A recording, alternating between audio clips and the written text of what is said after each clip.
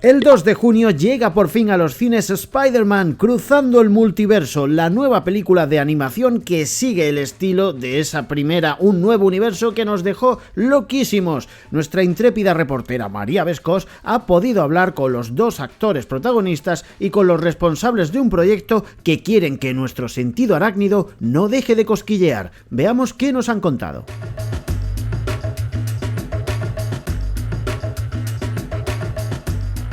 Neither. No. We didn't have a whole lot. We had the first movie and the same team, the same incredible team. So we knew what we were getting into, but we were never given a full script at the start of this. And I guess I saw some sketches, some like really rough sketches of what Gwen was looking like this time around. But yeah, that's the challenging part, I think, or one of the most challenging parts of this process is the back and forth of us lending our voices to then their chance to animate. We get to see a little bit of that, go back and forth for about 4 years.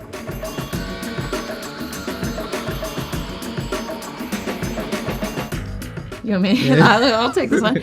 I would say that, I mean, the inspiration, it can and it does come from multiple places. I think with playing a character like Spider-Gwen in the world of Spider-Man, there is so much to pull from, starting with the comics.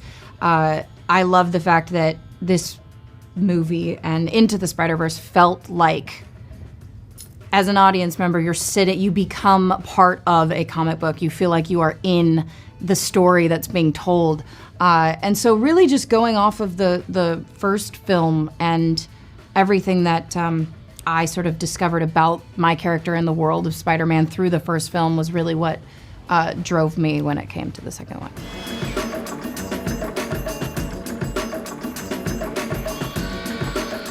No, I've been a teenager before. Yeah. It wasn't easy. Just had to pull a little from the past, but.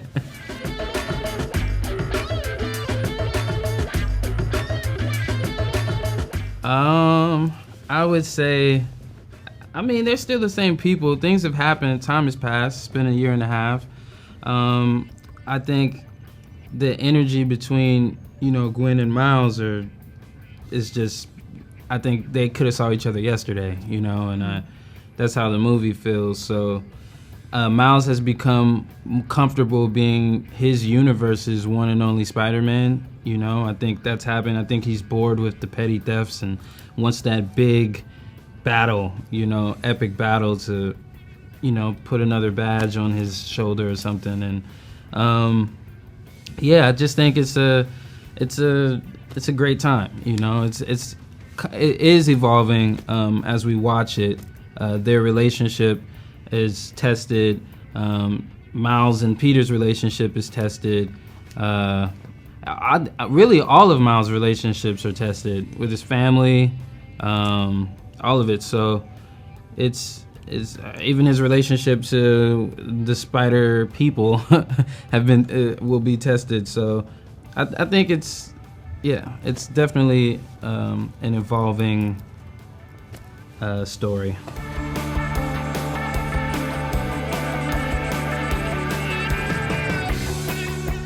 1, 2, 3. Spider-Punk! Although Spider-Cat's pretty cool too. I'm just right there. Spider-Cat. Spider-Cat and Spider-Punk. There we go. Spider-Punk is insane.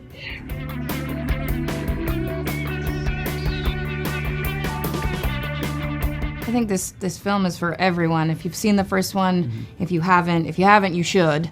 Highly recommend. It's pretty cool. But I think this story is for everyone of all ages and all around the world. I can't wait to see how and where it reaches, because I think it will go far. Thank you very much. Thank you. Thank you.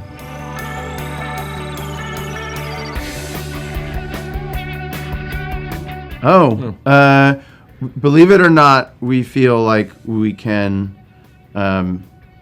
go even further. We're always, every time you finish one picture, it makes even more confident that you can go harder. Yeah, this film incorporates a bunch of different styles that are all come out of the story and the character and the emotion, and everything has a reason. And it's not just style for style's sake. And I think it shows the breadth of possibility that is possible in animation from a visual and cinematic standpoint. You can make anything that you can imagine, and so the possibilities are endless, and it's really about what the story would want it to be, not what the technology tells you that it should look like.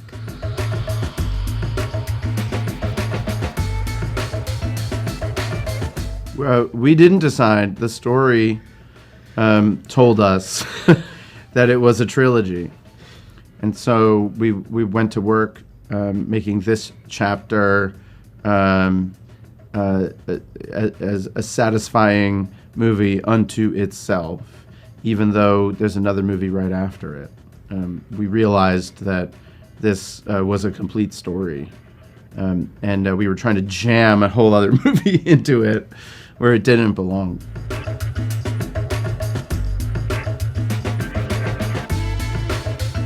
Well, recently we've been focusing just on finishing this one, and it was quite an undertaking. And it was, the ambition of this film is, unlike anything that's ever been done before, and we wanted to give the audiences an experience they'd never seen before, and so we have been mostly focusing on this film, and now that it's finished, we can turn our eyes back to the final chapter of the trilogy. I would say the second we finished, which was yesterday, the problem of the next movie and a bunch of ideas started flowing into my head.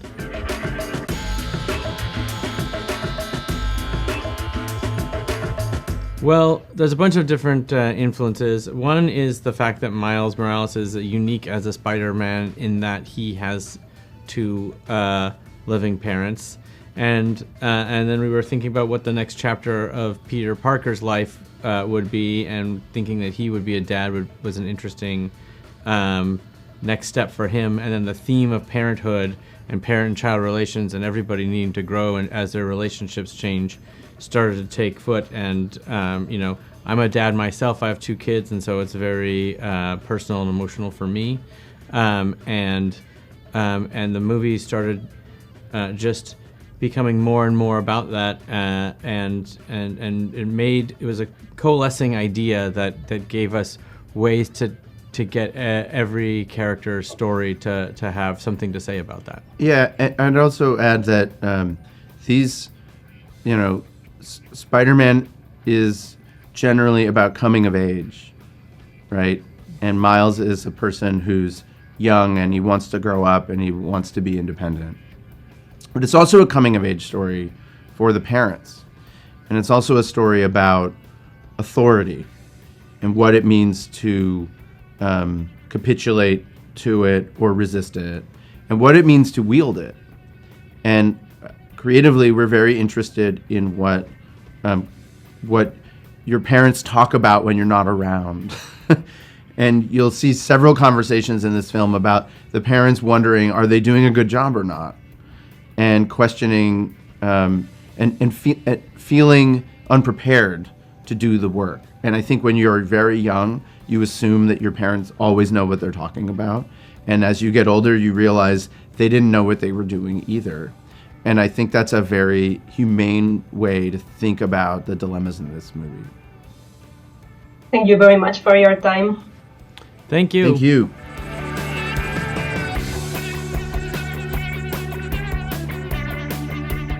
I'd say it's really fun, actually. From the very beginning, the three of us were really excited about the idea of working together and bringing all our specific skills and experience to make what is a much bigger film than any of us thought would be possible. And when we set out, it was like really clear to us just how huge this film was going to be and needed to be to live up to the first film, and also to just get to this next chapter in Miles Morales' journey. And from the beginning, I think we were just all excited to get together and bring ourselves to this project as a group. Yeah, takes a village to make a Spider-Verse movie. That's right. It did the first It really time, does. and it did again this time. Yeah.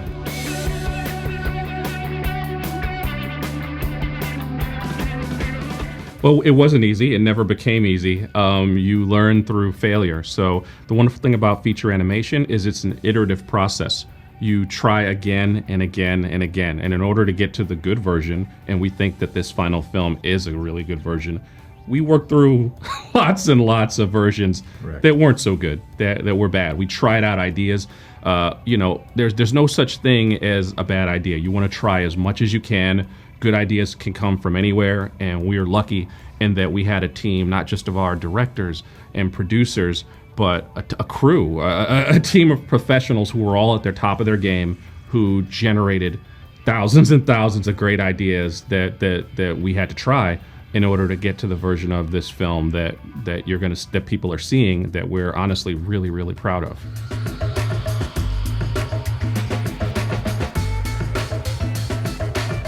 I mean, I think the idea is to have fun with them in this film, and really, our entire souls and physical bodies have been dedicated to making this film as awesome as it could be. So we were just so excited to be able to put them all in this film.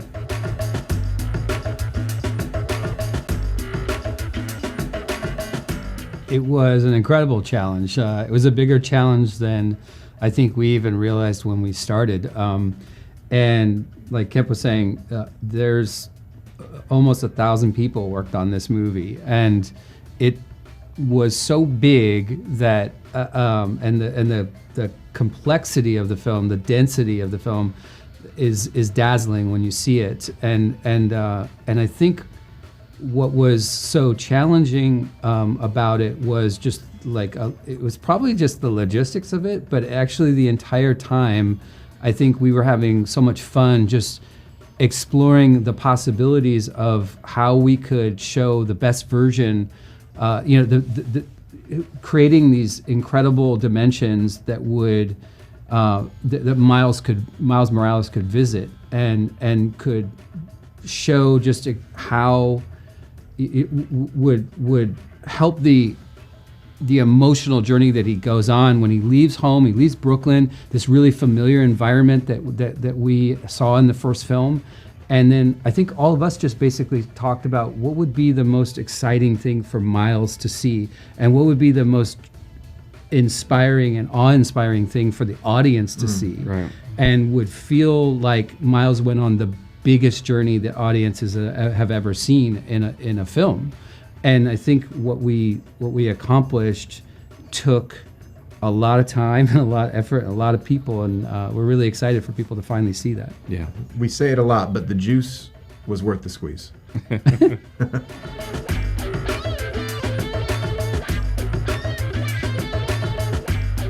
Look, I think none of the action sequences resonate unless the emotional sequences resonate first. So the focus is always on Miles' journey and Miles' perspective and the interactions he's having with all the characters.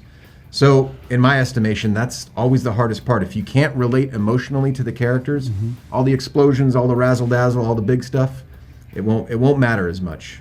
So they're both equally challenging, but making sure that an animated character resonates with an audience, that's the real challenge. Yeah, I mean, animation can't save you. It has to work in its simplest form, from a storytelling standpoint. So like the version of the film that's in 2D storyboards with scratch acting, with the three of us doing the voices before we even bring on the stars of our film, that has to work on a fundamental level in order for it to have any chance of working with all the great animation that you see. Thank you very much for your time. Sure. Thank you. Thank you. Thank you.